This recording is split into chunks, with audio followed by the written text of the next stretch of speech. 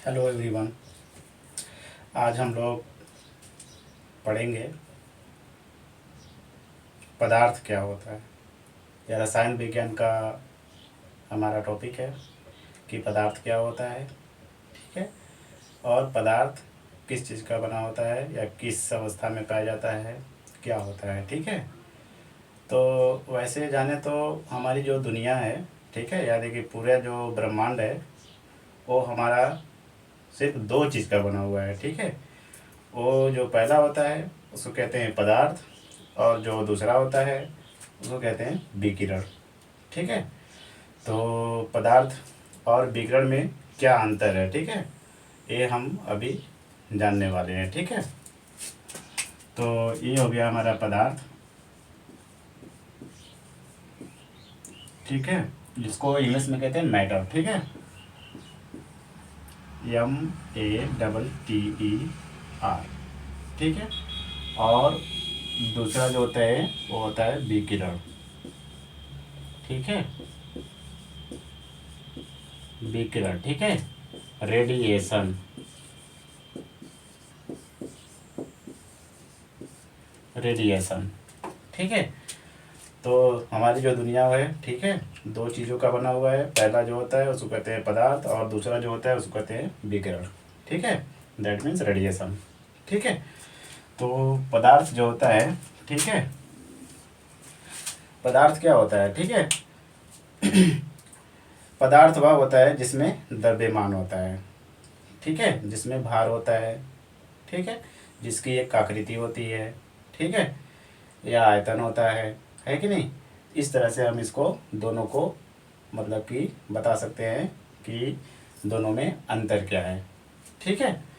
तो मान लीजिए कि हमारा जो पदार्थ होता है, ठीक है, वो हमारा क्या होता है कि पदार्थ जिसमें भार होता है। ठीक है। तो पदार्थ में हमारा क्या होता है, भार होता है। ठीक है। यानी कि W। ठीक है। लेकिन विकिरण में क्या भार होता है, विकिरण का सबसे बड़ा जो स्रोत है वो हमारा सूर्य। ठीक है। तो सूर्य के प्रकाश में क्या भार होता है, ठीक है, ये डिफाइन करना मुमकिन नहीं है कि नहीं। तो इसमें भार नहीं होता है, एक तरह से सोचेंगे तो। ठीक है। और दूसरा जो होता है, ठीक है, वो हो गया हमारा द्रव्यमान। ठीक है। तो द्रव्यमान यानी कि M।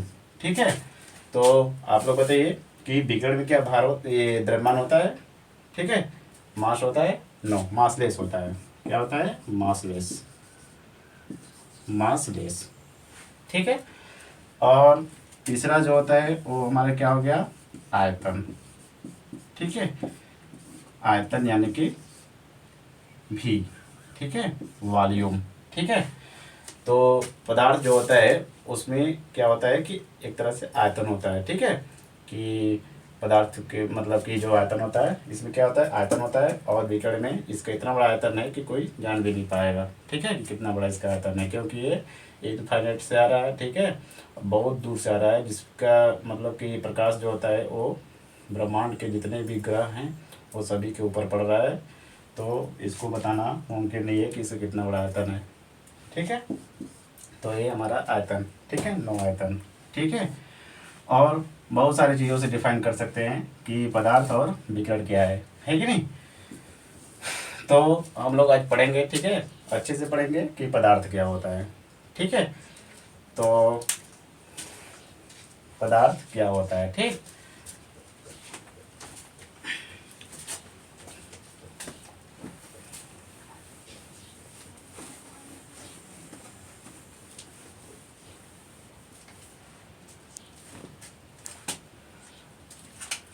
पदार्थ, ठीक है।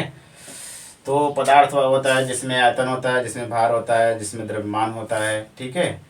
और वह ठोस या द्रव में पाया जाता है या गैस में भी पाया जा सकता है। ठीक है। तो उसको कहते हैं पदार्थ। ठीक है।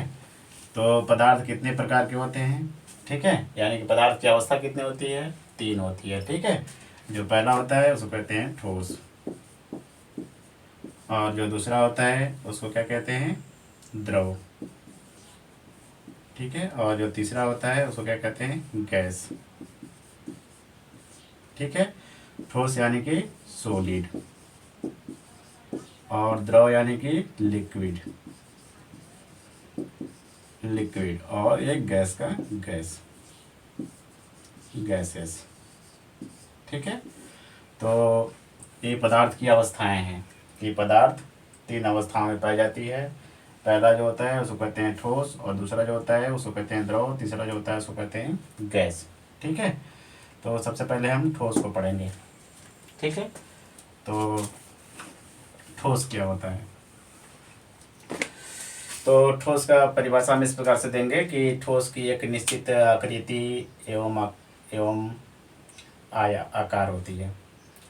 आकृति, आकार और आयतन होती है। ठीक है, और अगर इसका इंटरनल के बारे में पढ़ें तो इनके बीच जो अंतरावकाश होता है वो बहुत ही कम होता है, और अंतराणु जो बल होता है, ठीक है, वो बहुत ही मतलब कि अब ज़्यादा होता है। ठीक है, यानी इनके अणुओं के बीच जो रिक्त स्थान होती है वो बहुत ही कम होती है, नहीं के बराबर होती है, जिससे ये आबद्ध यानी कि कठोर होते हैं, अच्छे से बंधे हुए रहते हैं इनके जो अणु होते हैं। ठीक है, तो सबसे पहले हम चित्र बनाएंगे। ठीक है, जैसे हमारा ठोस के अणुओं के चित्र भी बनाने जा रहे हैं। ठीक है, ये मान लीजिए ठोस के अणु है। ठीक है, तो ठोस के जो अणु होते हैं वो बहुत पास पास होते हैं। ठीक है, और इनके बीच जो रिक्त स्थान होती है, ठीक है, इनके बीच जो रिक्त स्थान होती है वो नहीं होती है, या बिल्कुल ही कम हो सकता है। ठीक है, तो ये ठोस के अणु है। ठीक है, ये ठोस के अणु है। ठीक है, और ठीक है, तो इसको कहते हैं ठोस। ठीक है, इसलिए क्या होते हैं, बहुत ही हार्ड होते हैं। इनके अणुओं के बीच जो रिक्त स्थान होता है वो नहीं के बराबर होता है। ठीक है, इसको कहते हैं अंतरावकाश भी कहते हैं। ठीक है, वो नहीं होता है, नहीं के बराबर होता है। ठीक है, तो इसको कहते हैं ठोस। ठीक है, जैसे उदाहरण हो गया। ठीक है, जैसे जैसे में हमारा हो गया पत्थर, लोहा, लोहा, और भी सारे बहुत सब हो सकते हैं जिसको हम आदि कहते हैं, आदि कहते हैं। पत्थर, लोहा, ईंट, लकड़ी, जो ठोस पदार्थ होता है, ठीक है, उनके बीच रिक्त स्थान बहुत ही कम होता है। ठीक है, अब पढ़ेंगे दूसरा।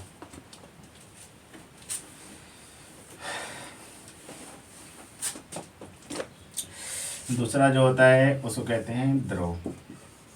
ठीक है, लिक्विड। ठीक है, तो लिक्विड क्या होता है? ठीक है, तो लिक्विड के लिए हम चित्र बनाएंगे। ठीक है, ये मान लीजिए क्या हो गया, ये क्या हो गया। ठीक है, ये इनके अणु है, द्रव के अणु, द्रव के अणु।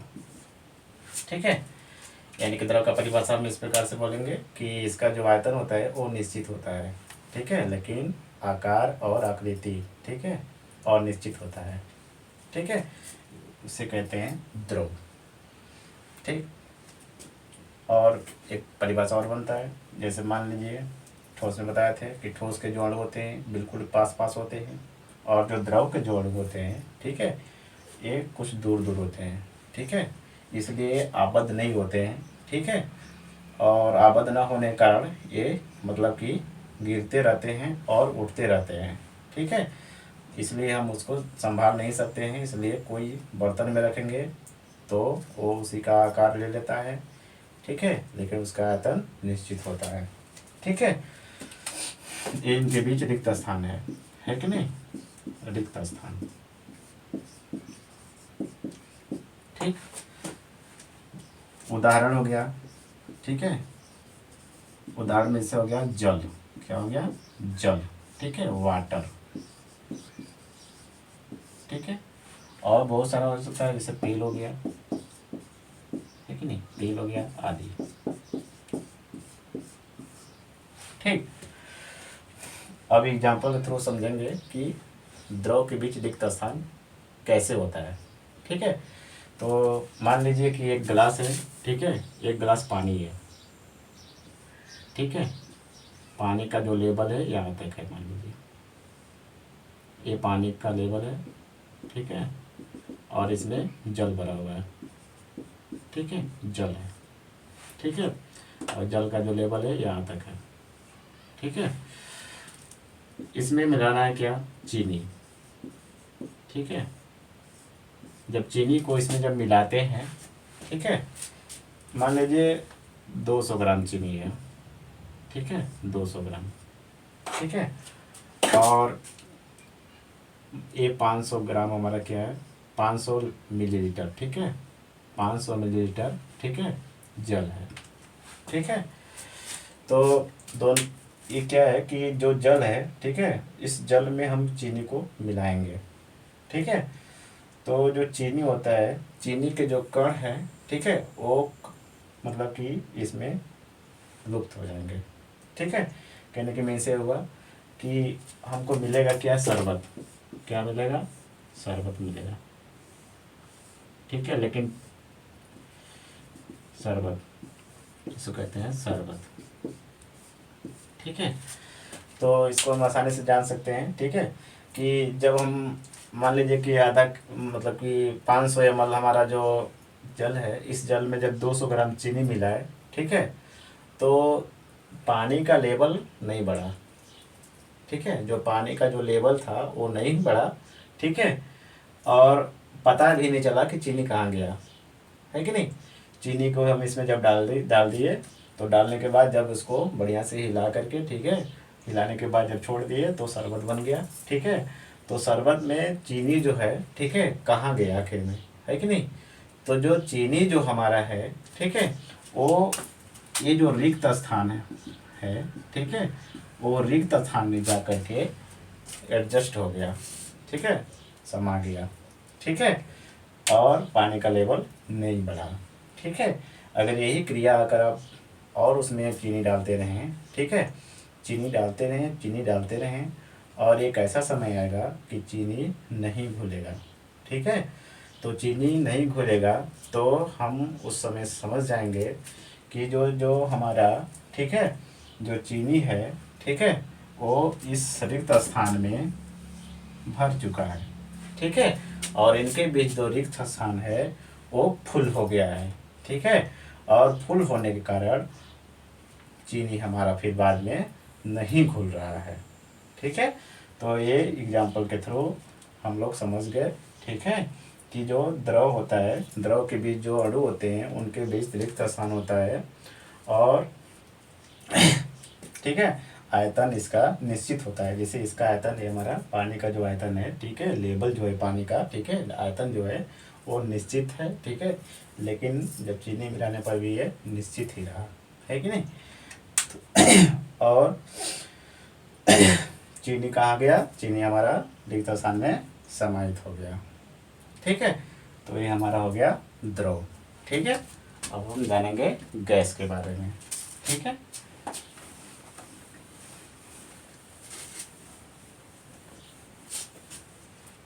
गैस क्या होती है, ठीक है, गैस, गैस क्या होता है, ठीक है। तो गैस, गैस क्या होता है, ठीक है, न तो इसका आकार होता है, ठीक है, न तो आयतन होता है, आयतन होता है, ठीक है। आयतन एक होता है कि हमारा गैस का आयतन कितना होता है, ठीक ना। और इसमें क्या होता है, इसके अणु जो होते हैं वो बहुत अधिक दूर होते हैं, ठीक है, दूर दूर होते हैं मान के चलेंगे, ठीक है, क्योंकि गैस को डिफाइन करना, ठीक है, इस तरह से हम करेंगे, ठीक है। एक अणु यहाँ है तो एक अणु यहाँ है, ठीक है, रैंडमली।